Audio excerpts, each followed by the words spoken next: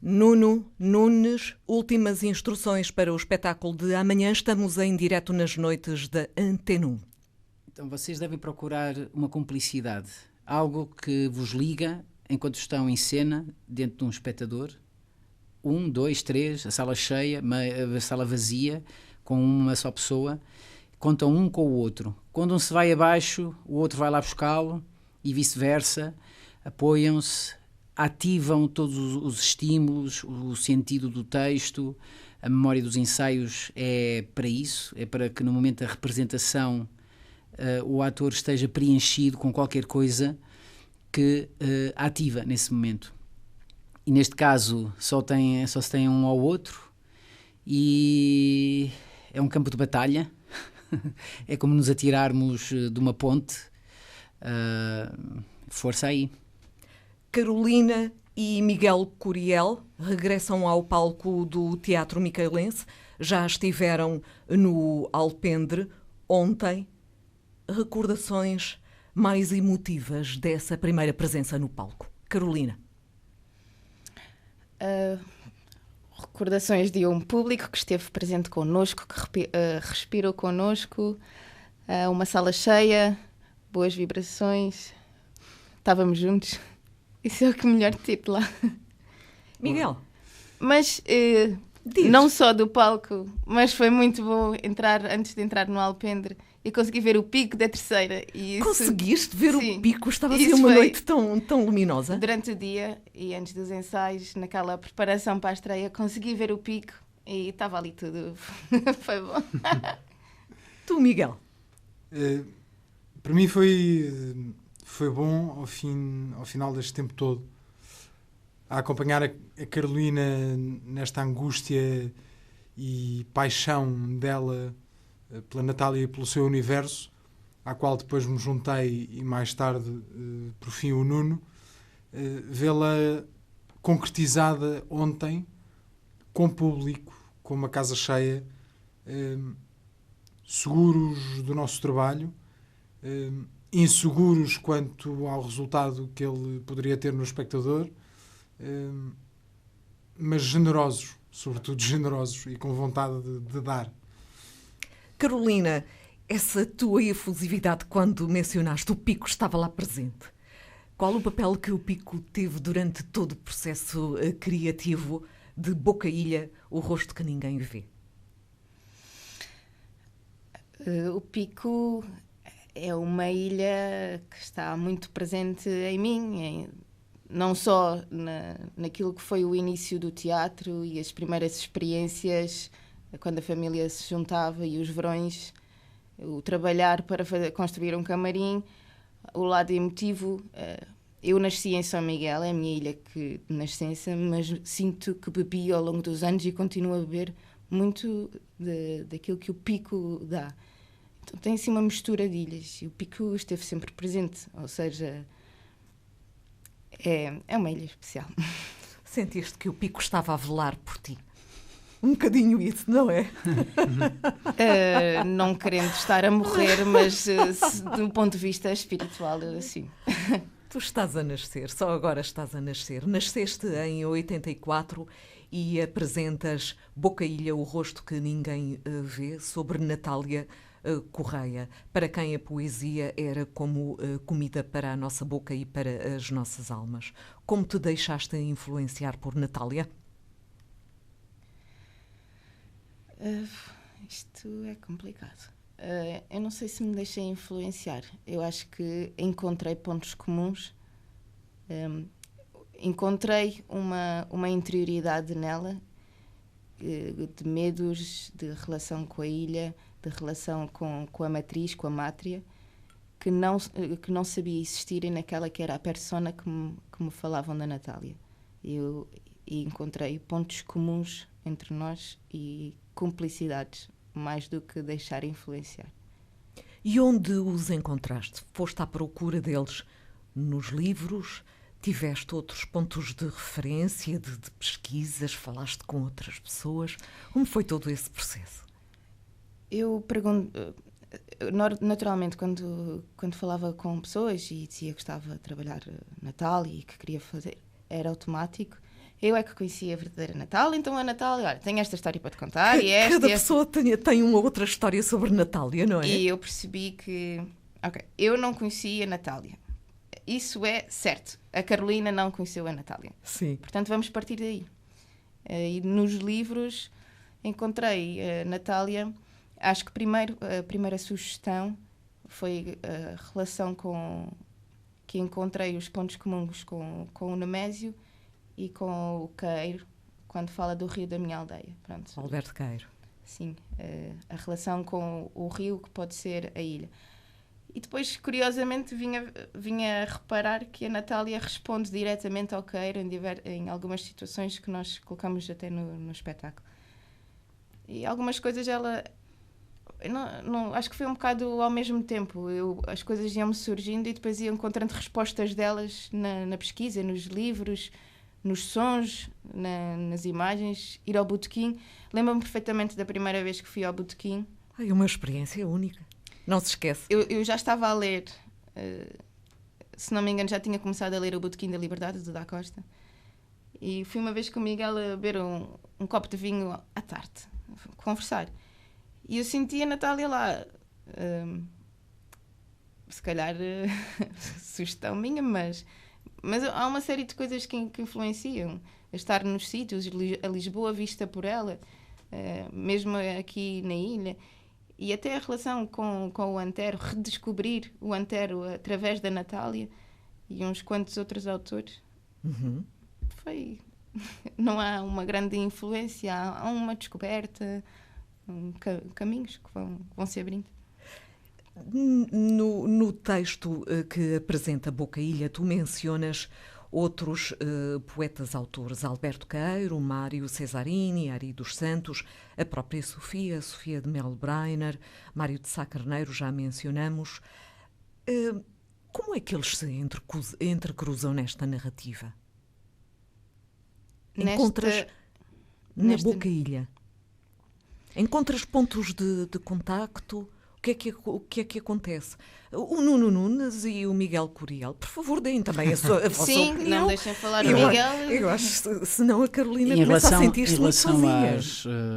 Portanto, à dramaturgia, portanto, à inclusão desses poetas, eles são os dois responsáveis, porque eles fizeram a dramaturgia e eu já cheguei numa fase posterior. Sim, o Nuno teve este trabalho ingrato, que é chegar a uma proposta de espetáculo já com meio espetáculo avançado em potência. E, portanto, isso duplica ou quadriplica o trabalho que ele teve com isto tudo. Mas, seja como for,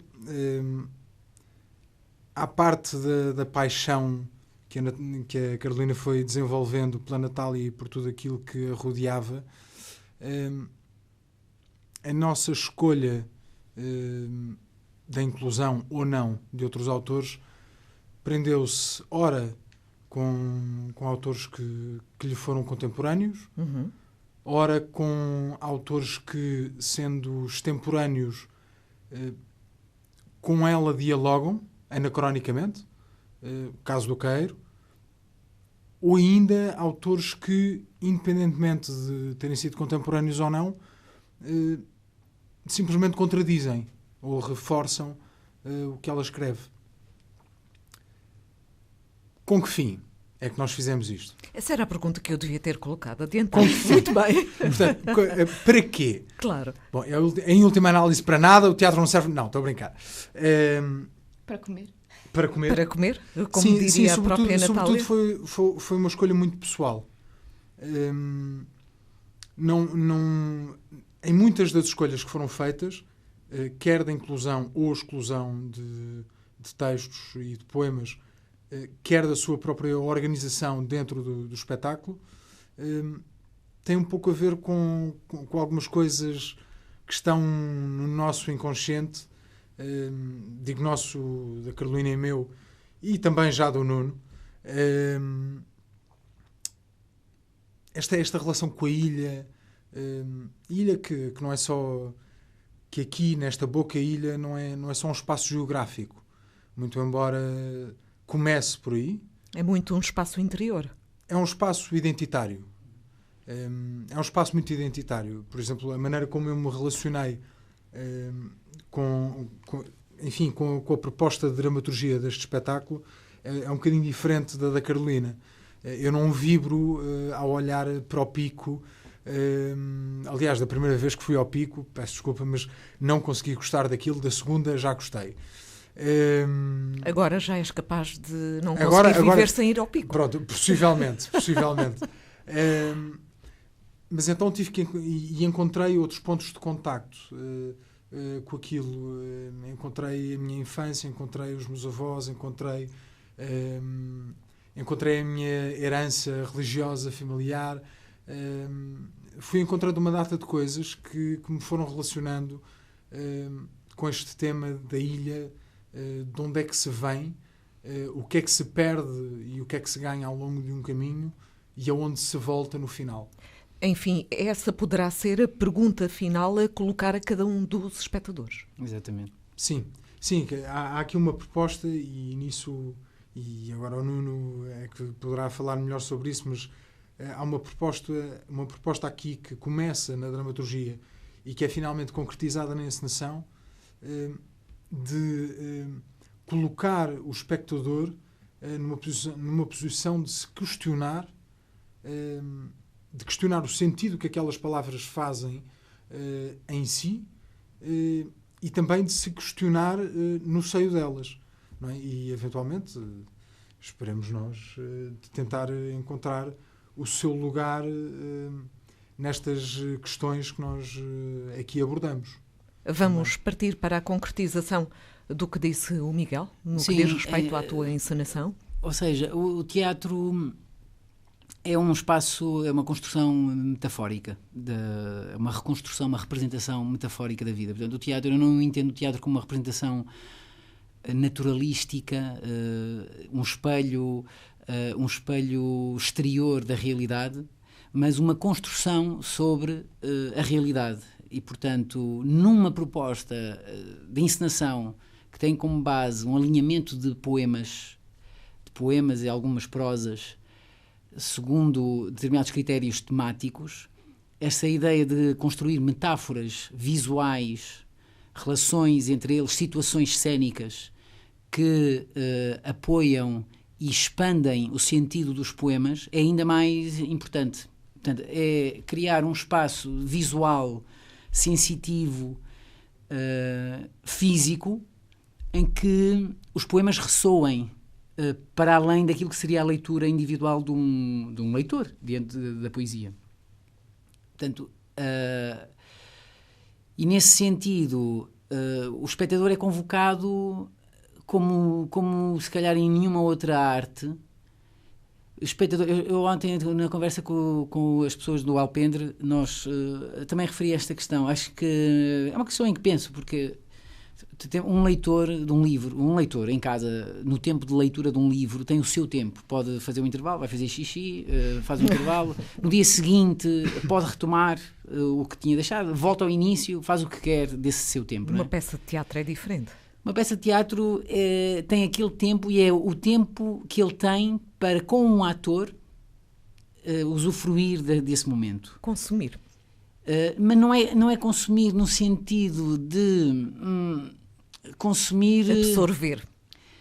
Consumir põe a situação de nós estarmos a oferecer qualquer coisa que a pessoa... que fica depois no outro.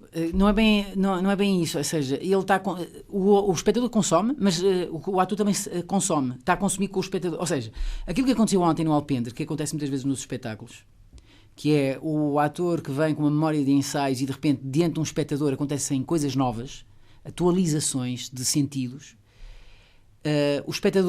O ator está a consumir o espectador, ou seja, está a papar aquilo que o espectador, por estar ali e que julga que não está a fazer nada, que está só a ver, e não, o espectador, por estar ali, está a devolver ao ator aquilo que foi o ator a criar. Portanto, o ator também consome, está a consumir o espectador. Uhum. É um diálogo. Portanto, o teatro não é bem... O teatro é este diálogo um bocadinho místico, às vezes, físico-químico, é uma reação química,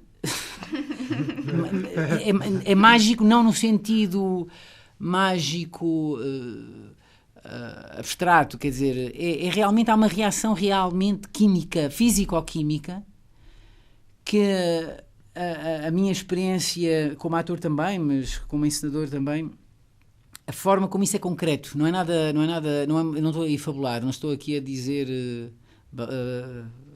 balelas, é concreto, que acontecem coisas pelo facto de estar alguém a ver e alguém a fazer, e o espaço que medeia uma coisa e a outra, e o tempo circunscrito desta representação, este momento único, com as possibilidades de falhanço, de o ator que respira bem, que respira mal, não apoiou bem o pé, e não sei o quê. E isto, esta sopa, este momento, é um momento irrepetível, e acontecem coisas que vão para lá daquilo que foi realmente o ensaio. Para o espectador tem que fazer escola de espectador. É a única maneira que tem de gostar de poder gostar mais de teatro, é ir mais ao teatro, e ser espectador não é igual, por exemplo, a ir ver cinema. Depende, mas o cinema, digamos, de grande público é um cinema que demite o espectador do que quer que seja. O espectador está ali a levar com aquilo.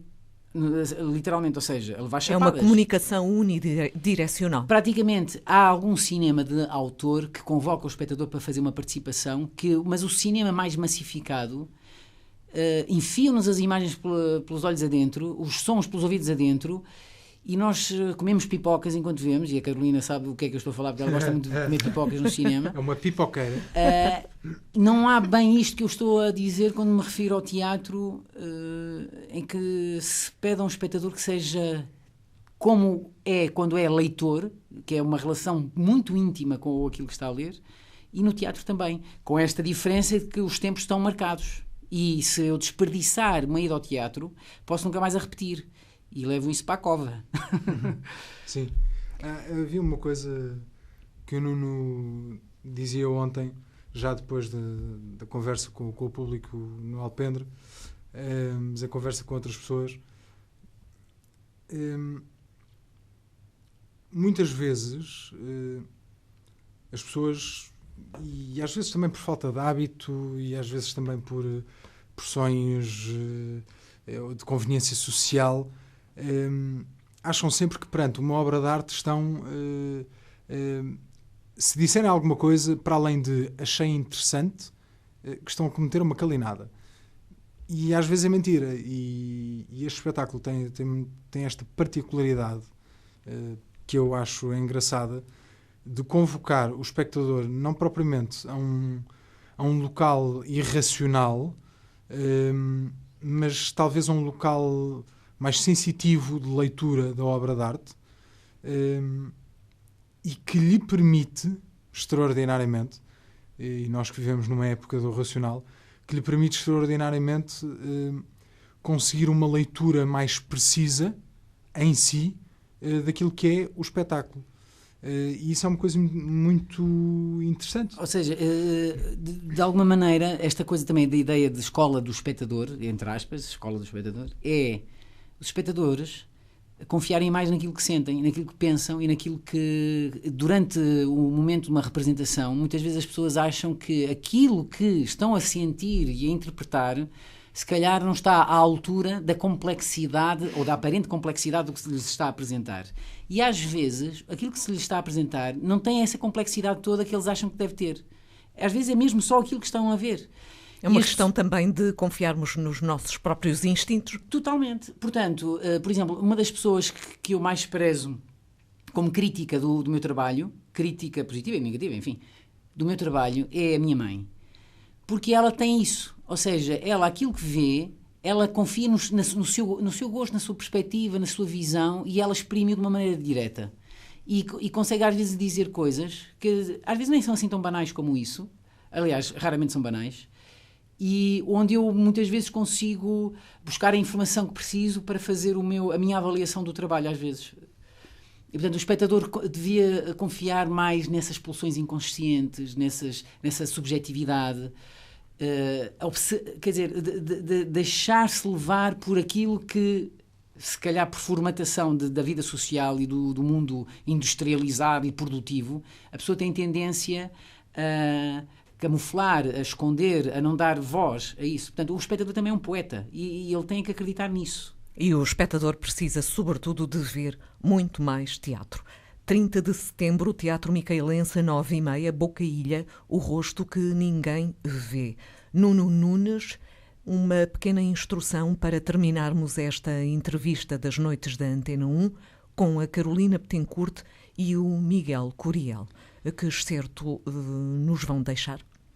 Então, vamos fazer um pequeno excerto do espetáculo. O texto não é da Natália, mas é sobre a Natália.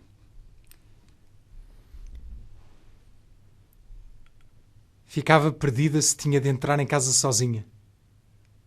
E pedia a gritos que gostassem dela. Mas também as gargalhadas lhe vinham do fundo do corpo. Dizem que outrora belo. Um dia ouvi-lhe dizer desgarrador.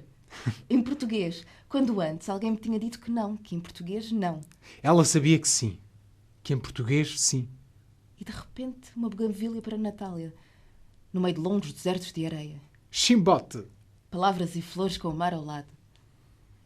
Tinha saudades de uma ilha cujas gentes sentia que não a amavam. E continuava a pedir a gritos que gostassem dela.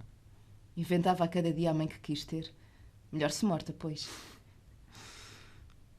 E de repente, buganvílias no meio de desertos de areia. O botequim. Cantava como ninguém o Summertime.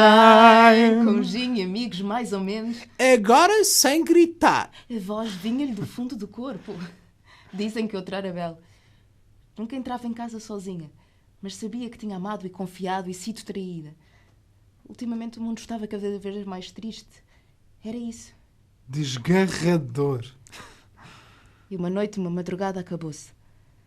Na véspera, ainda à procura das ínsulas estranhas de Juan de la Cruz, outro místico e herético. E cremaram-lhe o corpo. Dizem que outrora belo. Boa noite. Obrigada por terem estado nas noites da Antena Açores. Obrigada. Obrigado.